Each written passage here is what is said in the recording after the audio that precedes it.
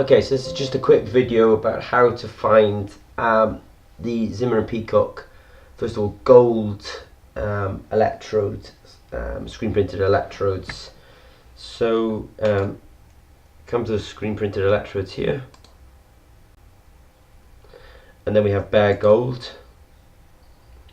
We have an awful lot of bare gold electrodes. We kind of call them 101s. Ones with a barrier layer. So the idea of the barrier layer is when you pipette down a solution, the insulator will be slightly hydrophobic, and it will allow you to retain the solution on it. So we have quite a few designs on the gold. One without a barrier layer, so it kind of wets everywhere. One with a barrier layer. We have this one because then the working electrode is slightly smaller, so you have a good working electrode to counter electrode ratio. We have the spirals. These are particularly good for people who are doing sort of conductivity impedance type measurements. We have the micro electrodes.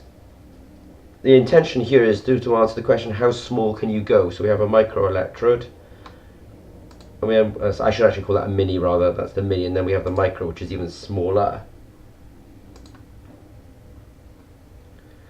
So it's very small, so that's really, how small can you go in terms of electrode size.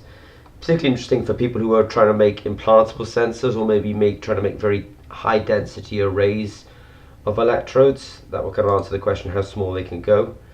We have these parallel electrodes, and the idea is we have flow cells, so the solution will actually flow across these electrodes, and then we have a perpendicular one where the flow will be in a parallel direction with the electrodes.